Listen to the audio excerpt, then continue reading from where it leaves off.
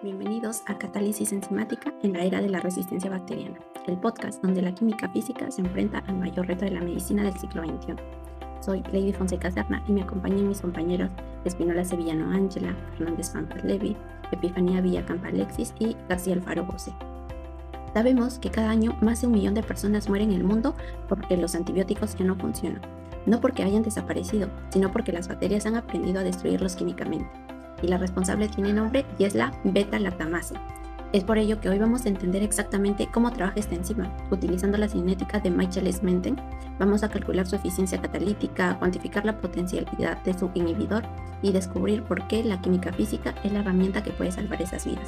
Es por ello que invitamos a nuestro compañero Fernández Pampas Levi para que nos ponga un poquito más en contexto sobre este tema. Para entender la importancia de este tema, primero debemos hablar de la resistencia bacteriana. Actualmente es uno de los mayores problemas de salud pública a nivel mundial. Cada año, millones de infecciones son más difíciles de tratar porque las bacterias desarrollan mecanismos que les permiten sobrevivir a los antibióticos.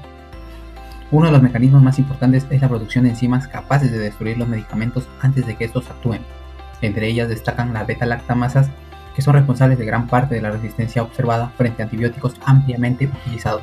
Los antibióticos beta-lactámicos constituyen el grupo más utilizado en medicina e incluyen a las penicilinas, cefalosporinas y carbapenémicos. Todos comparten una estructura química llamada el anillo beta-lactámico, que es la responsable de su actividad antibacteriana. Las bacterias han evolucionado una estrategia muy eficiente para defenderse. Producen una enzima llamada beta-lactamasa. Esta enzima rompe el anillo beta-lactámico mediante una reacción de hidrólisis. Una vez que el anillo se rompe, el antibiótico pierde completamente su actividad y deja de ser efectivo contra la bacteria.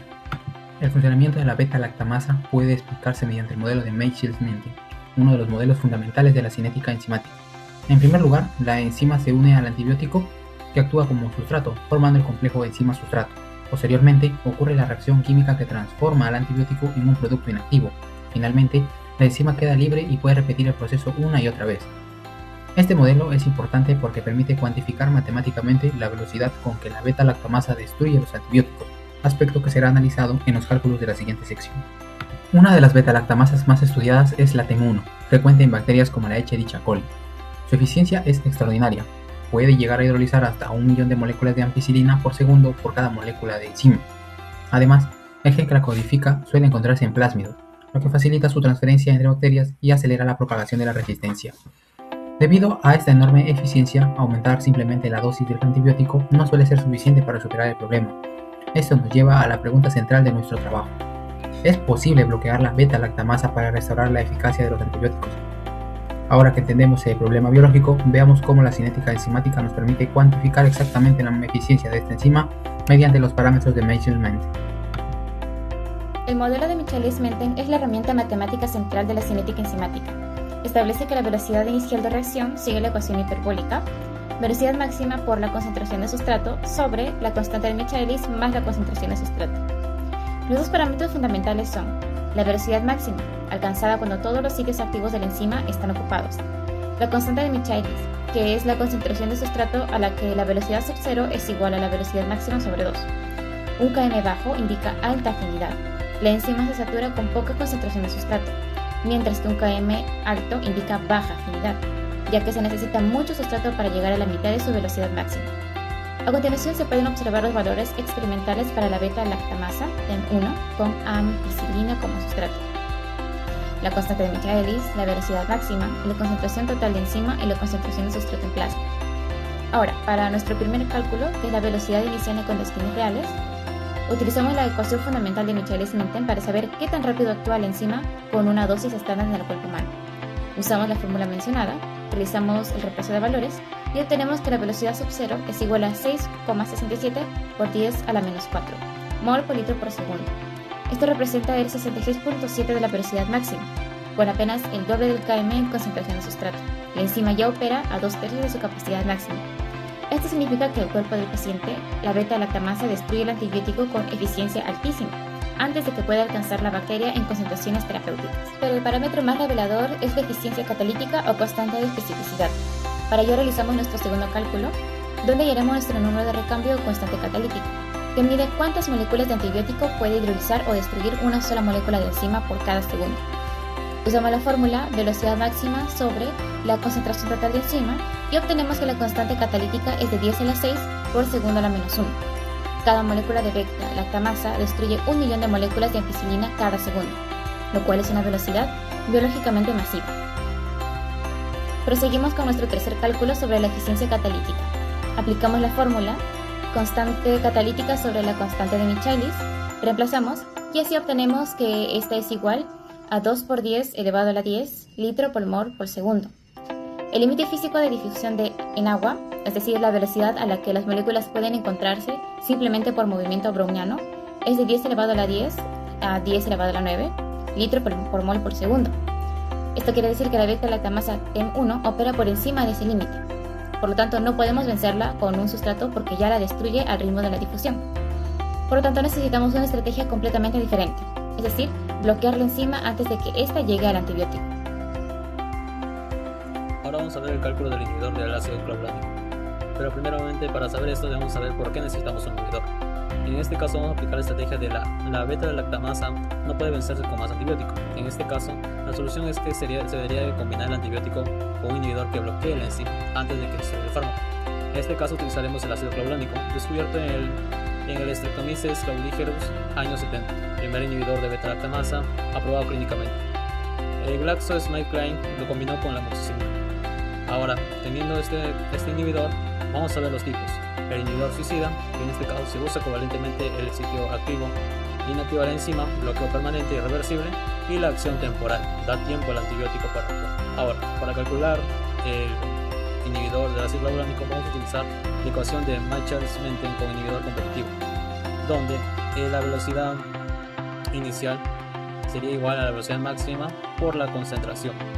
En este caso sería también además sobre el constante de inhibición por el alfa más la concentración. Ahora, teniendo toda esta ecuación, vamos a separar los datos del cálculo, donde la constante de inhibición sería de 1.0 por 10 a la menos 7 mol, 0.1 y que esta sería la constante de inhibición del ácido clavulánico. La concentración y sería de 1.0 por 10 a la menos 6, y donde sería la dosis del inhibidor administrado. La concentración de la ampicilina sería de 1.0 por 10 a la menos 4, igual que antes, y el Km, que vendría a ser la aparente, sería de 5.0 por 10 a la menos 5. Constante de Michaelis de la enzima. La velocidad máxima sería de 1.0 por 10 a la menos 3 mol, velocidad máxima de la beta-lactamasa en 1. Ahora, para desarrollar este cálculo vamos simplemente a buscar o hallar el cálculo del factor de alfa, donde alfa es igual a 1 más la concentración de la dosis del inhibidor administrado sobre la constante de inhibición del ácido clavulánico, donde sería alfa es igual a 1 más 1.0 por 10 a la menos 6 sobre 1.0 por 10 a la menos 7. Ahora obteniendo de que el factor alfa sería igual a 11. Ahora, teniendo el factor alfa vamos a calcular el Km aparente, donde sería el Km por el alfa, donde el Km sería de 5.0 por 10 a la menos 5 por 11, dándonos que el Km aparente sería de 5.5 por 10 a la menos 4. Teniendo en cuenta todos estos resultados, ahora vamos a aplicar la velocidad inicial con inhibidor, donde la velocidad inicial con inhibidor sería la velocidad máxima por la concentración de S sobre el Km aparente más la concentración de S, donde sería la velocidad inicial de 1.54 por 10 a la menos 4 mol.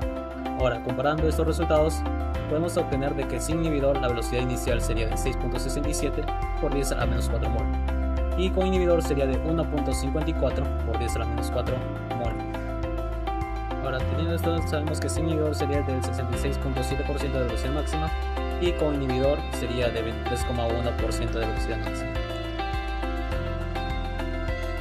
Los cálculos que acaban de ver no son solo ejercicios académicos, son el lenguaje con el que la industria farmacéutica y los laboratorios de investigación diseñan cada nuevo inhibidor aprobado.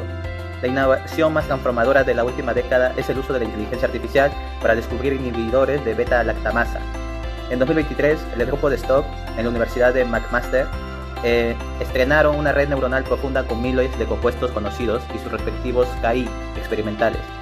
El modelo aprende a predecir la afinidad enzimática de moléculas nuevas usando la misma relación termodinámica que calculamos hoy con la variación de la energía de Gibbs, que es igual a la constante universal por la temperatura por el logaritmo natural de KI. Una KI baja significa que delta G es muy negativo y la unión inhibidor-enzima es espontánea y estable. El modelo evalúa millones de compuestos virtualmente en horas, algo que tomaría décadas en laboratorio.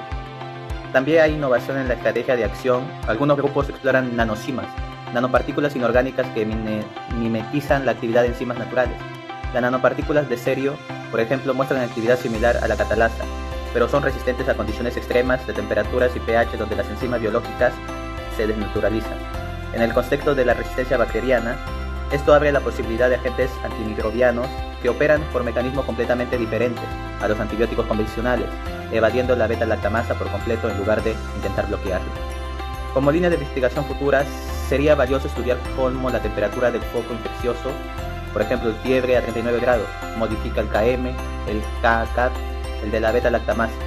Por la ecuación de Arrhenius, un aumento de 2 grados centígrados puede incrementar el Cat de manera significativa. Esto podría explicar por qué ciertas infecciones progresan tan rápidamente en pacientes con fiebre alta y cómo orientar al momento óptimo de administración de inhibidor durante la terapia. Para cerrar con una reflexión, lo que vimos hoy nos enseña que la resistencia bacteriana no es una falla de la ciencia, es una expresión de la evolución. Las bacterias aplican los mismos principios termodinámicos y cinéticos que nosotros estudiamos en químico-física. La diferencia está que nosotros podemos calcular, predecir y diseñar, conocer el Km, el Cat, el Ki. No es un ejercicio abstracto, es la base racional con la que aprueba cada nuevo fármaco. La química física está en el centro de la batalla más importante, de la medicina moderna. Perfecto. Ahora hagamos la síntesis cuantitativa de lo que calculamos hoy. Calculamos la beta-lactamasa, que tiene un Km de 50 micromolar y una constante catalítica de 1.000.000 por segundo. Su eficiencia catalítica es igual a 2 por 10 elevado a la 10 litros mol por segundo, lo que supera el límite disfuncional del agua. Sabemos también que la concentración de su sustrato es igual a 100 micromolar, el cual opera a un 66.7% de su velocidad máxima. Por lo tanto, destruye el antibiótico antes de que actúe. El ácido clavulánico a 1 micromolar eleva el Km aparente 11 veces más y produce 76.9% de inhibición. Los inhibidores modernos, como Relebactam, operan en nanomolar, 100 veces más potentes. La química física no es la teoría detrás de la práctica, es la práctica misma. Cada Km, cada constante catalítica y cada constante de inhibición que calculamos hoy es el tipo de dato que un farmacéutico y un químico medicinal utilizan para decidir si un nuevo compuesto merece llegar al ensayo clínico. Gracias por escucharnos y hasta la próxima.